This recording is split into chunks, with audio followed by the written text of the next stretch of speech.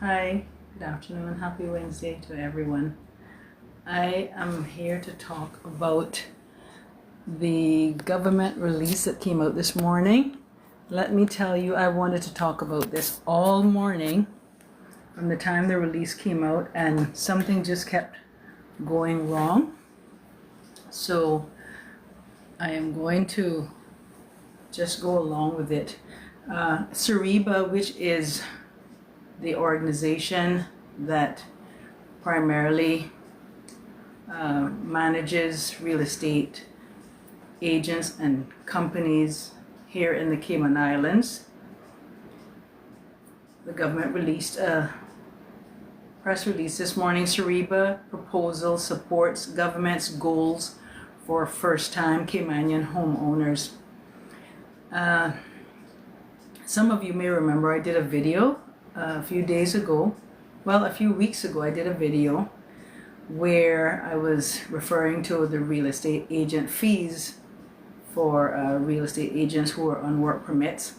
Then I did another video prior to that where I had attended an event by the Lands and Survey Department at the Marriott, where they were discussing this new online portal that is able to, I think, give the price index of real estate and so forth in the Cayman Islands. So I haven't actually gone onto that portal yet to see, but I did do a video on it because I asked a question at that event, and I wasn't too pleased with the answer, and so I did a video about it. And then I saw a member of Sariba with another real estate company. The videos on my page, and he was offering to do workshops to help Caymanians, educate themselves about the purchasing process and that sort of thing. And at that time, my concern was that there wasn't a call for more Caymanian real estate agents to get into the market, and that the market is saturated. The Cayman Islands real estate market is saturated more or less with persons on work permits. They come from all over the world, and their country has a lot more real estate there that they could become real estate agents in their countries and stay there and become real estate agents. And I've had a lot of people approach me about this subject over the years, and I am, Cayman has a small geographical size, and so we are only limited to the amount of real estate, meaning land, houses, buildings, and that sort of thing that we can build unless we start going up. We had a certain MP who is no longer in Parliament who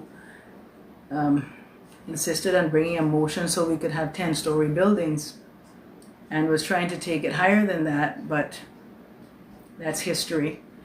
And so what the release says this morning, I'm going to read it word for word, verbatim. Sariba proposal supports government's goals for first-time Caymanian homeowners.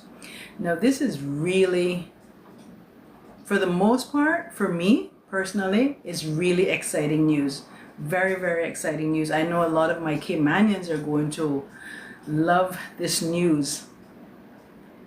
Responding to his call for business leaders to lean in with government on community building initiatives, Sariba has spoken with Premier the Honorable Andre M. Ebanks MP and is moving forward with a proposal to provide grants up to 5,000 CI dollars to first-time Caymanian homeowners to assist with closing costs and related expenses. I'll pause there. We know Caymanian homeowners refers to persons who are defined as Caymanians, whether born, ancestral, generational, or Caymanian status holders. That is the definition of Caymanians. Now, when you apply for these applications, I don't know what's going to be on the application forms, whether it differentiates what kind of Caymanian you are. I doubt it, but it says grants of up to $5,000 to first-time Caymanian homeowners to assist with closing costs and related expenses. Caymanians who qualify and receive government's stamp duty waiver for first-time purchases, CEREBA, which is short for Cayman Islands Real Estate Brokers Association, will be eligible for the grant. Caymanians who qualify for and receive government stamp duty waiver for first-time purchases will be eligible for the grant. Recipients may use it towards closing costs, property insurance, or, where those costs have already been met, essential furnishings for their new home. The Premier and CEREBA are also engaging the Cayman Islands Bankers Association to offer reduced commitment fees, and with Cayman Islands Legal Practitioners Association, that's the governing authority that oversees all of the legal practitioners, lawyers, and so forth, to offer reduced legal fees for closings and conveyancing for first-time Caymanian homeowners. So it's asking the Bankers Association, who governs all of the commercial banks in the Cayman Islands, to offer reduced commitment fees. So whatever fees are associated with banking during first-time homeowners purchasing, the government, the Premier represents the Cayman Islands government, and CEREBA are engaging the Bankers Association to offer reduced commitment fees. So all of the banks they're talking to about this, and the Legal Practitioners Association, to ask all of the attorneys who are eligible or who practice engaging, their practices are to offer closings for purchasing homes and conveyancing, meaning transfers and that sort of thing, for first-time Caymanian homeowners, to reduce those fees too, if possible. Many of you may know that I have been advocating for reduced fees for consultations on a whole for persons who cannot ordinarily afford legal services anyway. Moving on to the release, the challenges that hardworking Caymanians faced when purchasing their first homes spurred CEREBA to develop the proposal, said CEREBA President Brian White. I didn't know who CEREBA's president was, Mr. White. Mr. White, some of you may know, Caymanians, especially Mr. White, is the older brother of the popular twins, David and Christopher White. Their family owns a gas station there on Walker's Road. They're very well known and they come from a very prominent family, and they've done a lot for the community over the years, and so I can imagine Mr. White played an instrumental role in bringing this together, or I hope that he may have. He's a Caymanian through and through, from the bone, right there in Georgetown where I was born and raised. Moving on with the release, as Caymanian-owned brokerages, our members see firsthand the obstacles facing first-time buyers, Mr. White said. This fund is our way of leaning in and being part of the solution. We are proud to partner with the government and other stakeholders to help more Caymanians achieve the dream of owning their first home. CEREBA's proposal was launched following the Premier's keynote during the Chamber of Commerce annual parliamentary luncheon on the 23rd of October. In it, he spoke about Sir Vassal's vision. That's Sir Vassal Johnson, a pioneer here in the Cayman Islands. In a past, at that time, they were called Legislative Assembly members. And Sir Vassal was very instrumental in Cayman's history with a lot of different areas. Just to give a little brief synopsis of Sir Vassal. Moving on, in it, the Premier, spoke about Sir Vassal's vision for the Cayman Islands, which laid the foundation for our financial services success. And then he challenged the country's business community to work with government to achieve continued and even greater heights of success while finding ways to strengthen the community as a whole. At the Chamber of Commerce annual parliamentary luncheon on 23rd of October, I called upon the business community and individuals to join a call of action to lean in and take Cayman to its greater potential. And Sariba has provided an initial response to that call. Sariba, I don't call Sariba as a business community. Sariba is business, but it's real estate, to me. And so moving on with what our Honorable Premier was saying, that Sariba has provided an initial response to that call by moving quickly to help reduce the financial barriers that have kept too many Caymanians from achieving the dream of homeownership, the Premier said today. With government stamp duty waiver program, the soon-to-be reintroduced government guaranteed home assistance mortgage program, they've actually, I heard, have revamped that program and will make it more user-friendly,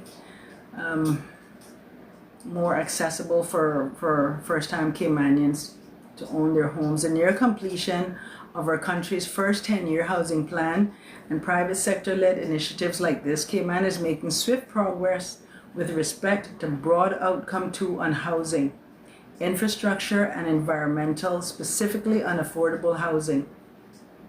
In early January 2026, a working group which will introduce a member of Honorable Minister Ralston Anglin's Ministry of Finance and Economic Development staff will be established to finalize Sariba's program details. The program itself is expected to be launched by February 2026. That is the end of the release. Again, our Honorable Premier has released today, November 17, 2025, notifying first-time Caymanian homeowners of a partnership with Sariba, who will be offering CI $5,000 to first-time Caymanian homeowners to assist with closing costs and related expenses.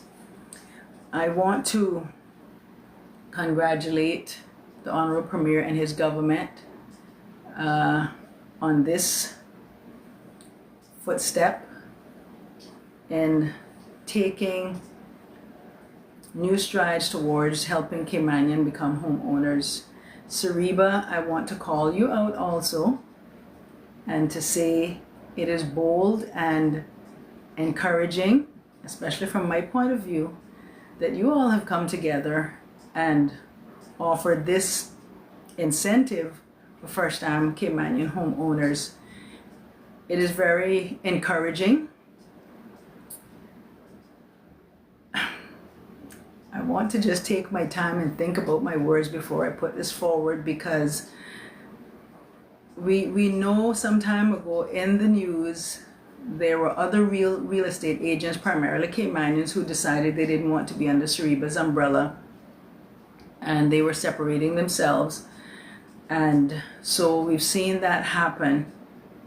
Now, we also know that the Caymanian market, real estate market here, is very limited.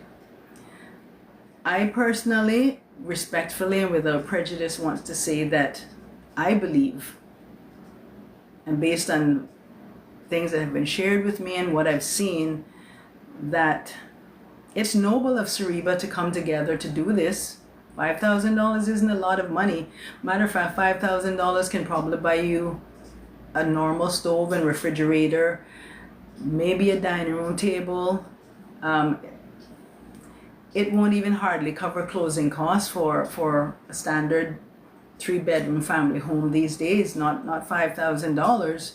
But I guess if you can qualify for it, it goes towards whatever it could go towards. And if the lawyers decide to offer reduced fees, if the banks decide to offer reduced fees, we could see some sort of savings there.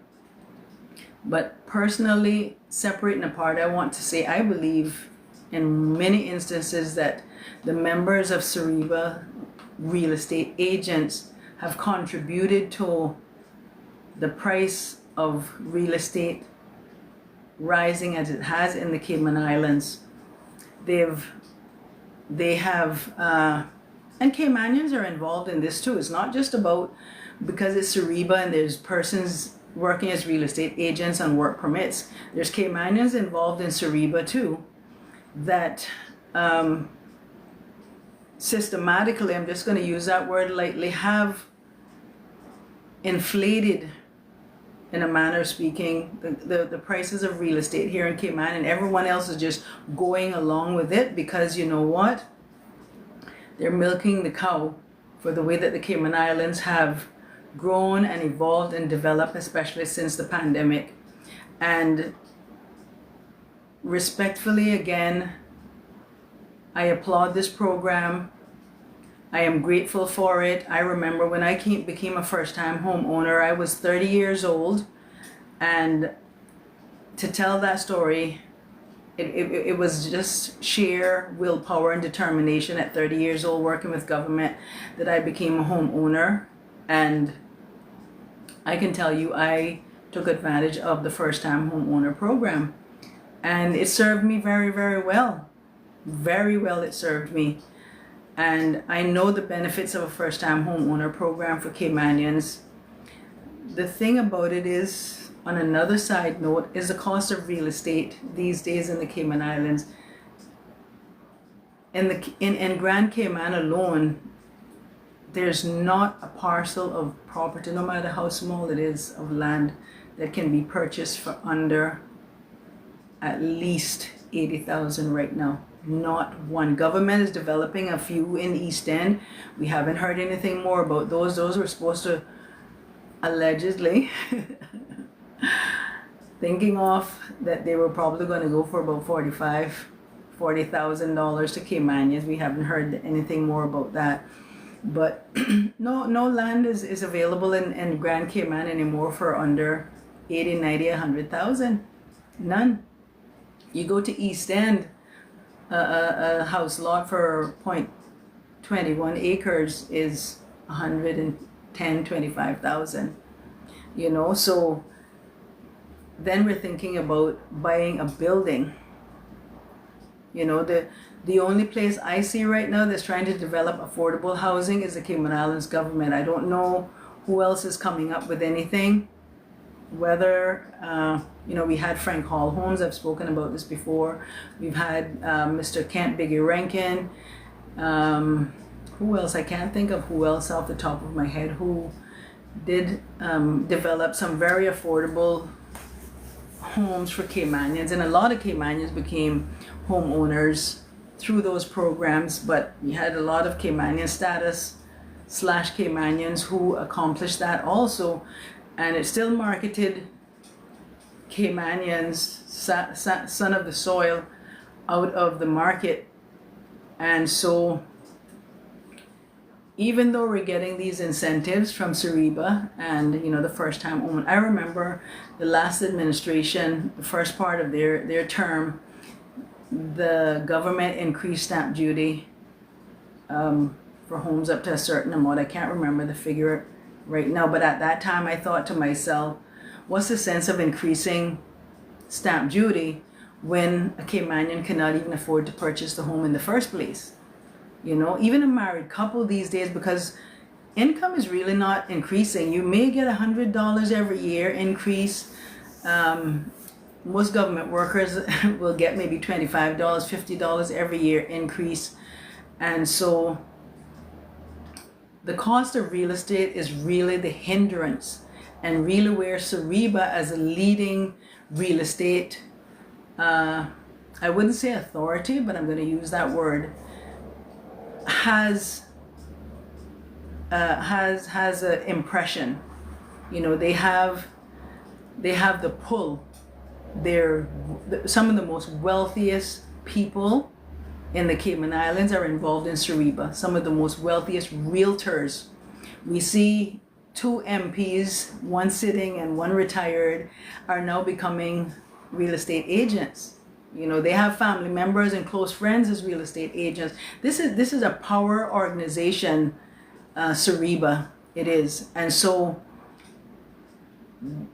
they have the pull to work with government to absolve the way that the real estate market is going here in Cayman, and no one's doing anything about that. You know, Lookout Gardens here in Bodden Town, they're selling land $150,000 for one lot. When the new road goes into the back there, that's going to skyrocket. Where is a Caymanian really going to afford to buy a home? Be realistic. Not working class Caymanians. They may be able to do so through the government program. But how many houses that we heard Minister Jay say in the House the other day? I think he said it. There was like 2,000 persons on the waiting list for government affordable homes. And a member from West Bay that recently didn't get back into the House wants another development in West Bay. Mr. Seymour for MP for Bodden Town East, he wants another development in Bodden Town, which really and truly Bodden Town needs another affordable housing scheme. You know, we have, I think, 1 or 2 areas in Northside. So Sariba needs to pitch to some of their members who are the ones that own a lot of the property in Cayman, and they develop these properties and then they sell them, or they oh boy, sometimes if you could just fluidly say whatever is going on and it just comes out of your mouth, it would be good, right? But Sariba needs to do something else in addition to this. Thank you, Sariba, for offering this incentive. Thank you, Premier eBanks, for working with Sariba to offer this. I hope there's more on the table for Caymanians. I hope Sariba will move forward and pitch in so we can have more affordable housing for our seniors. Our seniors are getting left behind with affordable housing. I know quite a number of them who are suffering in rental properties that are not conducive to their age and their conditions. And I heard of a developer, I heard it was a prominent Caymanian who's involved in a lot of behind the scenes projects for Caymanians, a Georgetowner, that wanted to develop a senior housing community in Fairbanks, what we call Dyke Roads, but at Fairbanks they're going towards Field of Dreams. And all he was asking was, and this was last administration, I heard that, was if he did it, would the government take it over and maintain it and so forth, and was told that, you know, government can't afford to do that, which I was surprised that actually 4 people came to me with that, and 2 were seniors, and so I was surprised by that. We can't, I don't know about making construction cost cheaper at SAM, because in the US construction has gone up. The materials for construction has gone up, and of course, you know, all those materials needs to be transported here to the Cayman Islands, so that's where the cost comes in. You know, cost of living is going up. We're going to see the minimum wage going up, so the entrepreneurs, the business owners, they're going to have to pay more to their staff, so that's where the increase come up. The government, honestly, the government really can't control those things, because Cayman imports almost 90, if not 95% of 99%, especially when it comes to building. Why do you think Cayman Brac isn't more developed? Because everything has to come straight to Grand Cayman and then be shipped to Cayman Brac, which is an extra cost for people over there. So let's try to introduce different materials cheaper than CMU with foams on it. We'll try to reduce. I'm not sure what they use, Sam, to be honest with you, for building. You know, maybe the government can look at that too. Where can we find the document? It's not a document, it's just a press release. I just read it out word for word, and I realize a lot of people prefer to read, to listen to the video where I can read and they can listen. What size house do you recommend for a Caymanian family? I want to try to propose alternate design. Let me see who's saying this at SAM. I'm not sure who's at SAM, but most Caymanians these days utilize a 2-bedroom to 3-bedroom home, because most people have children and they have a boy and a girl, and usually they want to separate their kids. So, you know, When I owned my home, I had a home that was 1175 square foot. And I want to say this, see, I precast. And I know Mr. Kel Thompson from Century 21. I know he's doing some housing there also. I think I'm gonna have to talk to Mr. Kel. Maybe he could bring those prices down a little bit. I don't know how much how he's constructing his homes, or what how he's composing the materials. But CI Precast, that was a company that I do believe I was the very first owner of a CI Precast home, and it was 1,175 square foot living space, including the little porch. And I had my kids, and that was a really sizable house. I mean, 1175 square foot. A Caymanian family can live in that, or say 1,200 square foot. 1,200 is what would be considered a standard size house for a family with 3 bedrooms. So I'm not sure what types of homes CI Precast has right now, but there are quite a number of homes bought from CI Precast. So if you have land, you can buy a home from CI Precast. I understand their prices have gone up immensely too, because that was in the early 2000s when I had my home. But that is another type of structure that people can utilize instead of building from scratch. I know Caymanians traditionally love to build from scratch. It's a huge accomplishment traditionally for Caymanians to do. Planning. I would love to see planning, Cayman Islands Government, Honorable Premier, go back to planning and see about again offering Caymanians the ability to build on to family housing, to family structures, or at the back of family properties, and as long as they comply with certain requirements according to the building codes and that sort of thing, which would offer Caymanians alternative for housing too. And they could, I mean, just saying off the top of my head, on a different avenue, that would be a good benefit for Caymanians too if our government, I know there was some talk about it because I had brought it up year before last or last year something, but if government could resort to that, allowing, listen, we know people are doing it on the sly. Windsor Park is full of them. A lot of these housing communities in Frank Sound, they're full of it. People have built on in the back and not had planning permission. And what can the government do? Because they can't come on to people's property and go in the back there and inspect to see if any house is building on nilly-willy, as my daughter liked to say. But that would be good if the government would allow that openly and say, okay, as a Caymanian, if you have access to property that you can erect a structure and you can show that it complies with certain, certain codes and whatever they have there, or you have a family structure that you've given permission to construct onto, that should be allowed also. I would invite the government. Can we change? No immigration questions. I'm sorry. This is primarily for my Caymanians and becoming first-time homeowners and trying to get into a home where they don't have to pay astronomical rent. We have a lot of young people with families and they have decent jobs. The banks need, Honorable Premier didn't say this, but I know, knowing him, what I know of him professionally, seeing him in the parliament and hearing him speaking, and all of the MPs there, I can tell you honestly, wholeheartedly, that every MP in the parliament, and there are 19 of them,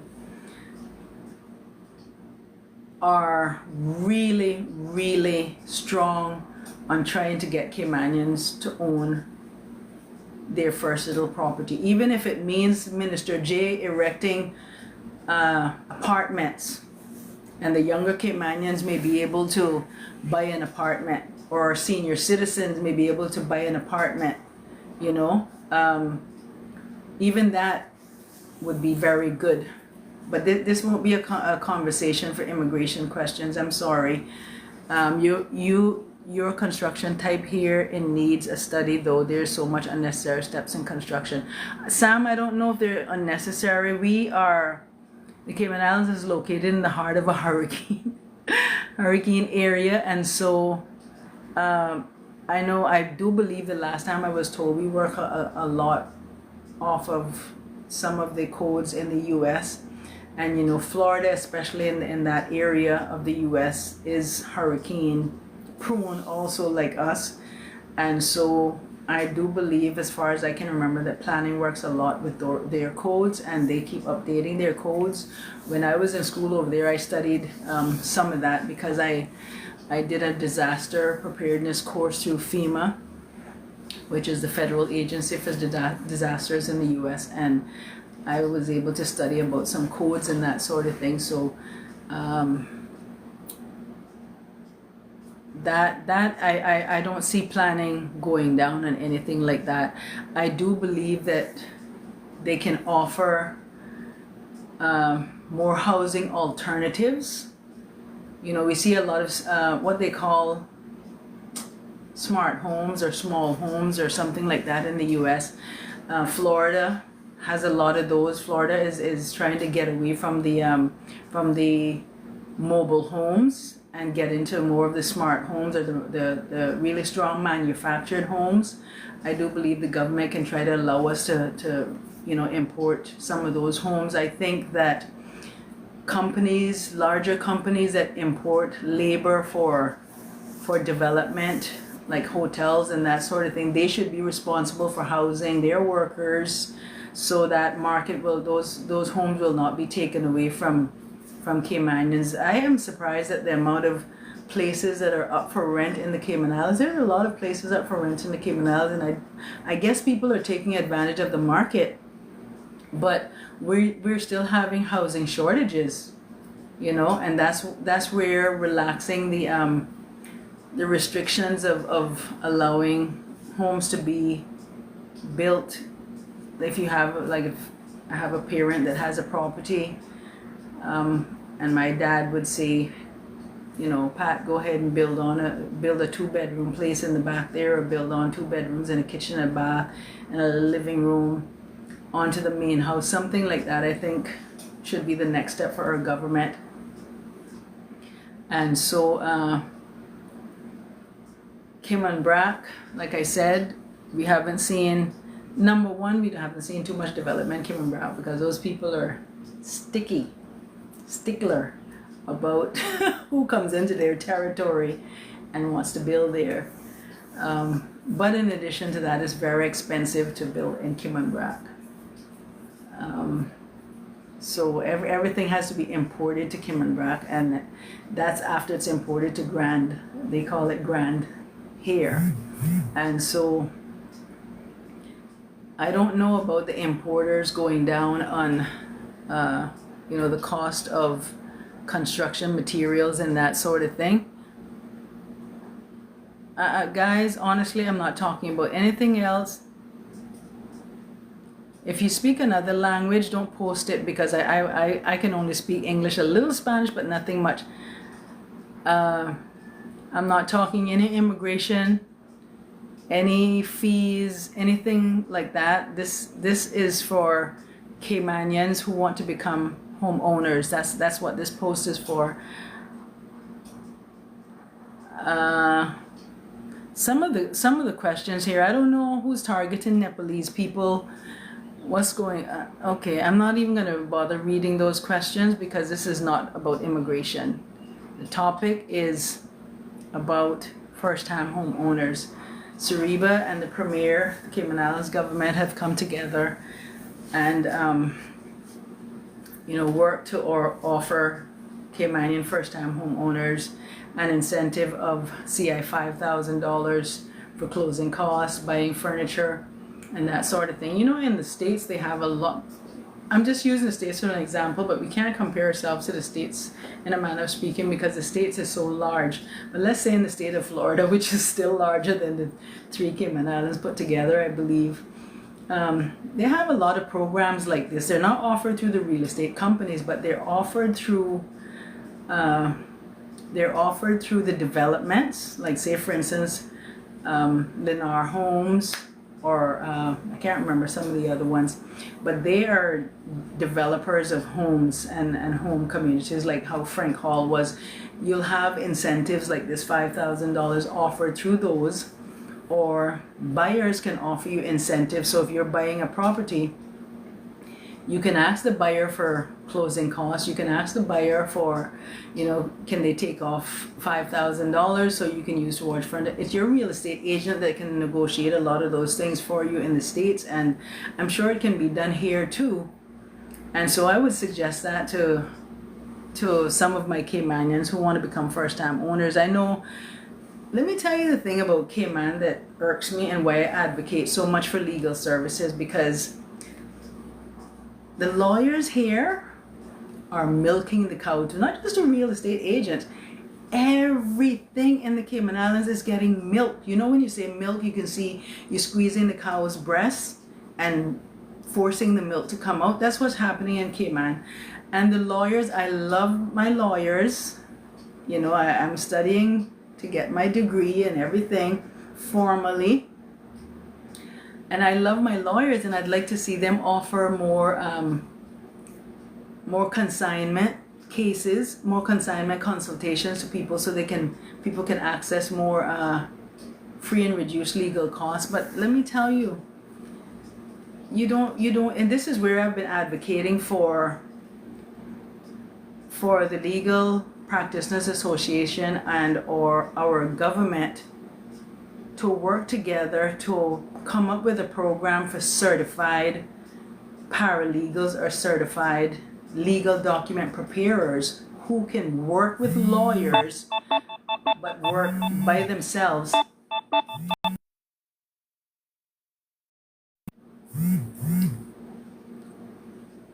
I'm not sure how this thing works, but someone was trying to call me.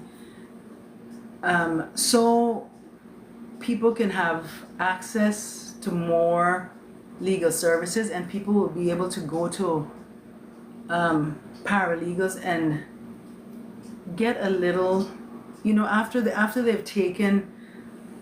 Oh my God, this is going left field now. The University College is working on a legal studies program, right?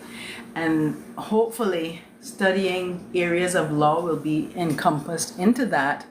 And whoever attends that program and passes, or if they take an overseas program and can show the Legal Practitioners Association here in the legal department here that they have passed that course, and they can offer legal services where because it's done in Florida, it's done all over the United States, where someone who wants to purchase a home can just go to the paralegal, and limited legal experience and knowledge, limited working with a knowledgeable lawyer, and give a little guidance on purchasing homes. And the real estate agents, I do believe, a part of their training also is to know the real estate laws of the Cayman Islands. But ask for closing costs, ask for for some monies off so you can have some money. There's something called negotiation when you're doing any type of transaction. And I know I know you immigrants, I'm not going to use the word expats because I don't like that word, but I know you immigrants love to negotiate, and a lot of you are really, really hungry with it too, unreasonably hungry with your negotiation. So I want to tell my Caymanian people to learn to negotiate, learn to tell a realtor or whoever is working with you to transact a real estate deal. Do not let them try to get you to pay the highest amount, because let me tell you, from what I've heard and seen around the Cayman Islands, many of them are in it together, including the banks, the land surveyors, the property evaluators. Let me tell you, the real estate agents, the real estate agents sees the properties before they're actually put on the market, and many of them buy these properties. Many of them have access and friends in the banks. Let me tell you some things that people are telling me and showing me. No wonder Caymanians can't get property, and then they elevate the cost of properties. I've seen things where the property evaluators go to the homes, and allegedly some property evaluators are inflating, that means jacking the price of properties up and getting incentives from it. I tell you, if I was a snitch, but that's not really my role right now. My role is to try to advocate for my Caymanians and for people being informed about what's going on in the Cayman Islands legally and politically, and this is a legal issue. I've always been an advocate for housing, for landlord and tenant issues. I grew up coming from a very modest, I'm going to use the word modest, in those days it was what we call on the poorer end. We grew up in central Georgetown, some of those areas that are known for lesser means. And so I know what it means to grow up and not have proper housing. No disrespect to my provider at the time. It's just the way a lot of Caymanians grew up, especially in Georgetown. And so I know what it feels like to be inadequately housed as you're growing up. I know what it feels like to have to pay rent, and it's expensive. I probably still owe someone a bit of rent somewhere around Cayman. I don't even remember, And I also know what it feels like to be a first-time homeowner and owning my own home, and my kids having a place to stay and we never having to move again. And everyone was excited. My kids were excited because they had their own rooms and they could dress up their own rooms and they could invite all their friends over and they could go out in the yard and play. And I know what a wonderful, wonderful experience. And imagine I was only 30 years old at the time. I know what a beautiful experience that is. Your heart is overwhelmed. It's bursting. It's so full, that you can stand up and look around inside and say, this is mine, this is for me and my kids. You furnish it at your own taste, as long as you're paying your mortgage. My mistake is I went away to school and I left Caymanians renting my place and they weren't paying the rent because I was overseas going to school. Twice I did that, and then I had to come back and put them out because they weren't being fair when I chose to rent my place to Caymanians. So instead of me losing my home when they weren't paying the rent and causing me to back up on my mortgage, I just decided to just sell it, go away to school and further my education, something I hadn't been able to do at a younger age. But it's a wonderful, wonderful feeling to be a first-time homeowner. I am glad Sariba has taken this initiative. I wish they would have upped it to $10,000 per person, but you know what? It'll probably be a lot of applicants, so $5,000 may be a reasonable amount to say. And I don't know where they came up with the money from. We didn't hear that part, where Sariba came up with the money from, but who cares?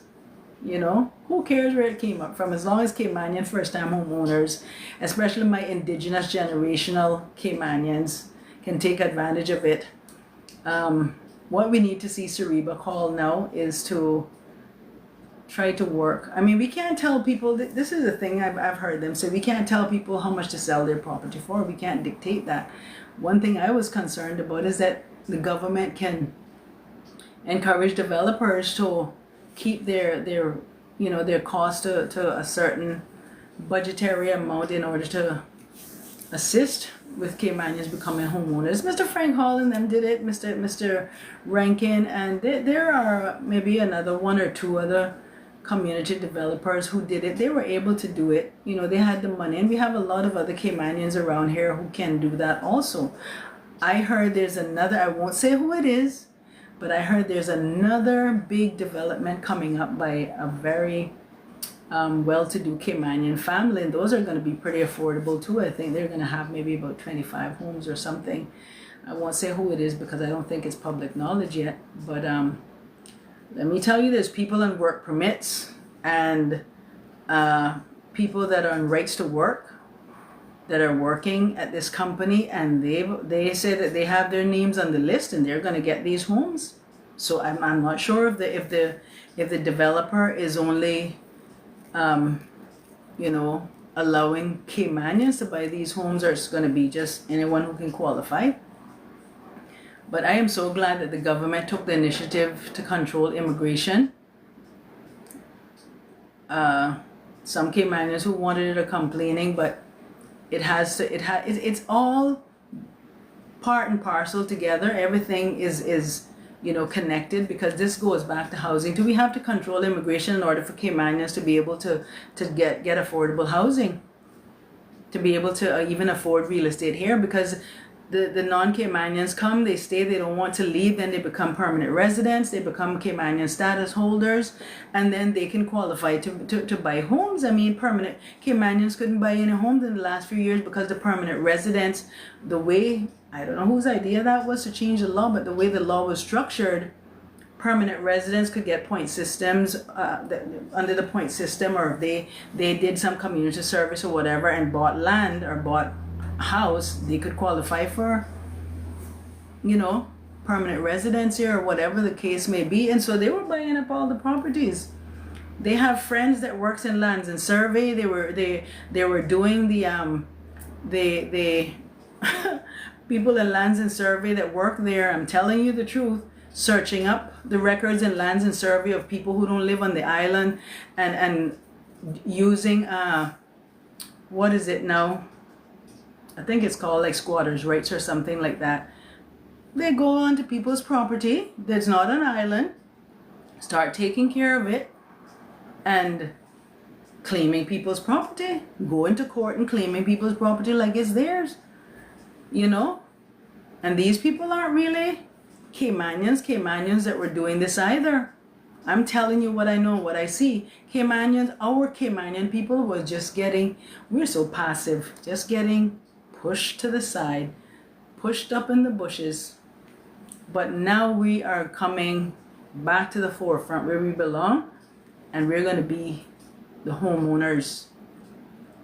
The cost of land and homes are expensive, very, very expensive. But somehow or another, we're hoping the banks are going to start working, because if they want to give you a brand new $28,000 car rather than a mortgage, something is wrong with that, Honorable Premier E-Banks. Something is wrong with that equation right there. So I know we're going to hear some more good things from this government, and I just want to take the time to say the opposition, when it comes to these things, they're all on board with these things too. You know, nobody be fooled by that with whatever they're saying out there. They're on board, the opposition, because Caymanians come first. And it should be that. We should not be hearing nobody else's voices answering any businesses or government departments on their voice messages besides Caymanians. They should be the greeters at the airport. They should be the persons at the hotels as much as we can. Anything Caymanians can be at the forefront for, they should be the bus drivers. We have a lot of young men in Cayman that can be bus drivers. Nobody should be hiring any work permit holders to drive a bus. So I am just saying that I'm going to do another video about immigration and about the fees and all these questions that all of you are asking. But I'm going to wrap this up now, because oh my gosh, everybody's just all about immigration. That's not all I'm about. I'm about anything that has to do with social issues and people's rights and being knowledge and informed. That is what I'm about. And so thank you all who joined. I don't see too many Caymanians, but I know the word will get along. Thank you all who joined. And thanks for the questions, even though many of them, what's this one? I have a separate video about when the new immigration amendments are going to effect. I think I have on a green blouse.